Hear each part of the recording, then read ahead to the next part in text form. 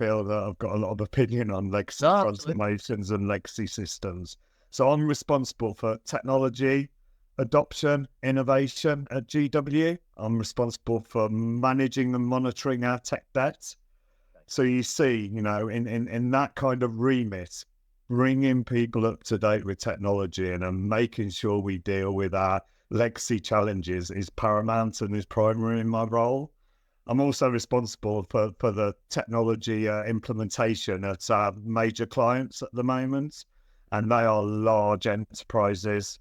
So they've been building software for many, many years, 30, 40 years. Some of these systems have been around for.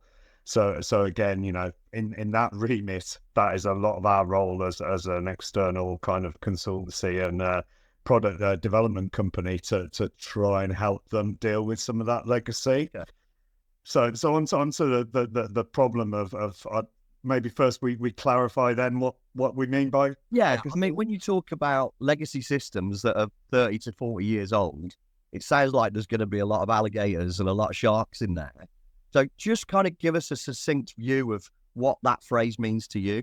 Yeah, and I've worked with large enterprises for quite a while, and the term legacy has always had a bit of a stigma about it. Oh, I don't want to open up the box on that legacy system. I don't want to go anywhere near that.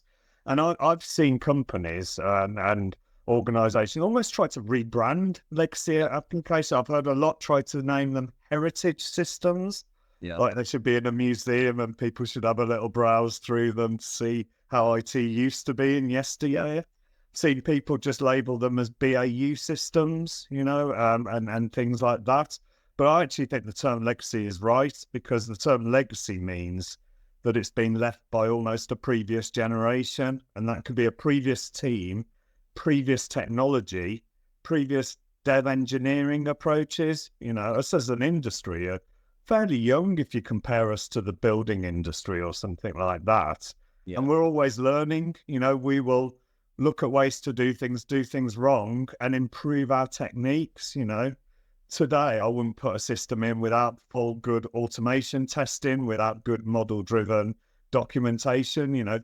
30, 40 years ago, or you would put in systems that you would do a great design, but then it would be definitely more of a waterfall approach of then building it and testing it and then moving on to the next thing. So, it's not that necessarily legacy systems were designed not to be future-proofed, but the reality is they are not future-proofed, right? They have not been built with the future advances in technology and techniques in mind. So they do give you a problem. It's very rare that a legacy system can be isolated and work on their own. They're part of your enterprise. They're running critical elements in your system. So you have to integrate to them. You have to change them, right? So to me, that term legacy is right. It's something that is becoming costly to maintain, that doesn't fit in with your modern development practices, that is hard to integrate to, that there is now a lack of product knowledge in, and the technology is not the technology that you've got skills in your organization, or is it easily maintained, achievable through the markets? Yeah. And I think I'm seeing that framing of digital transformation and people trying to change it constantly now. So that's a really interesting framing.